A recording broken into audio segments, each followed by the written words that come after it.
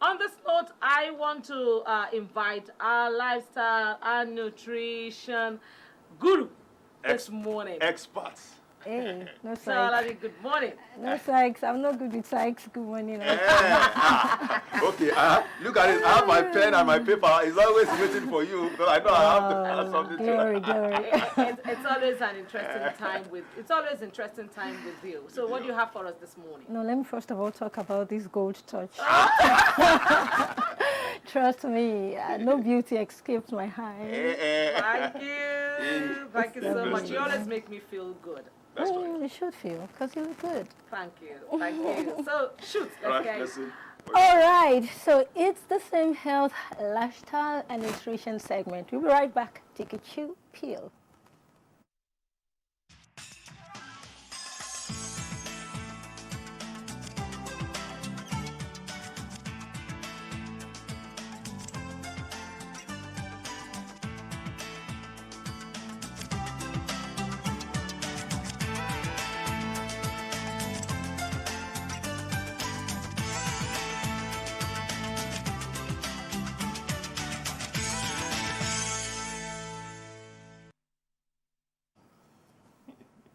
You cannot stop a bird from flying over the roof of your house, but you can prevent it from building a nest under your roof.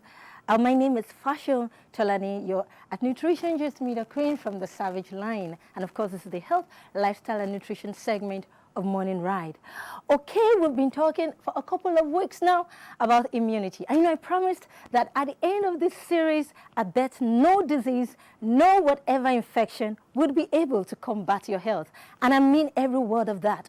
Okay, so we're progressing on this same topic about immunity and how to make our immune system extra strong. We talked about food, and I explained that, don't let me forget that the immune system is like the defense mechanism of the body. Yes, and then of course I explained rest, good cleanliness, washing our hands, sanitizing, social distance, everything, comes together. But the chief of it all is we are what we eat. And our food can affect the strength of our immunity, either positively or negatively. Okay, so today we want to bring out something a little bit different.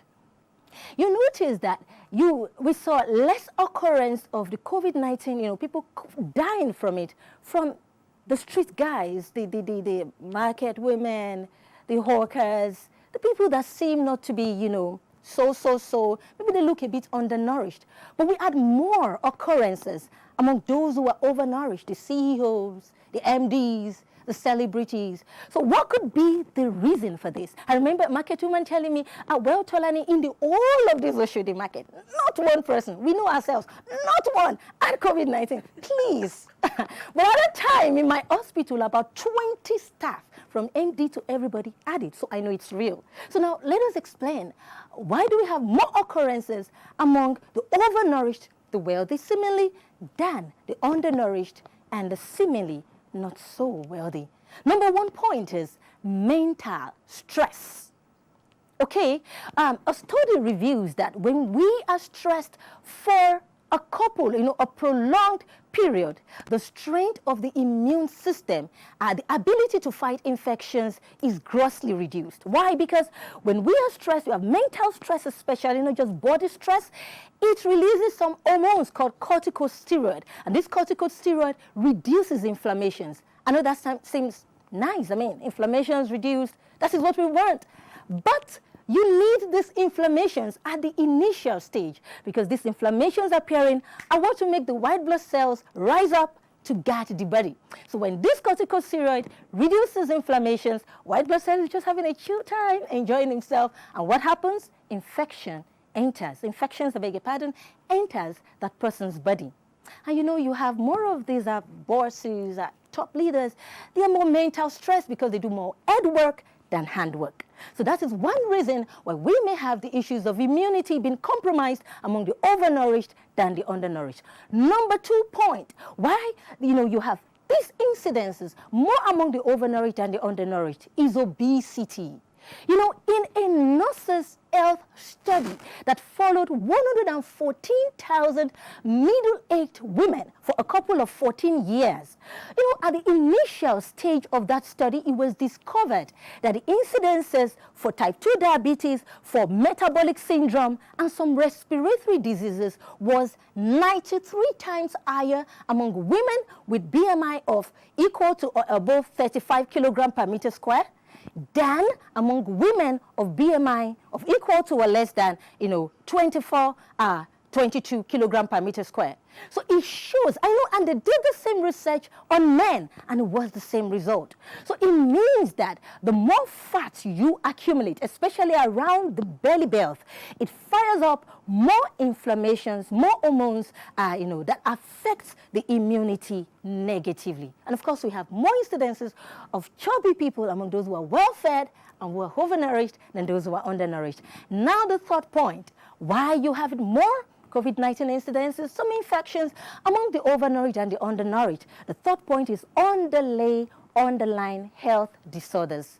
You know, a WHO research recently reveals that, the people that have already compromised health disorders, that maybe they have respiratory problems, lung disease, they have type 2 diabetes, they have more chances of dying from COVID-19 than those who previously did not have any problems.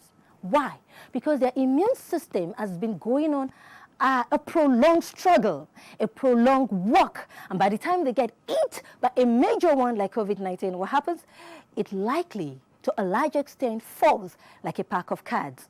And so I've given you 3 points. We're going to 10 points, but we have 2 more points to go on this show. So don't go away. Stay with me. We'll be back after this break.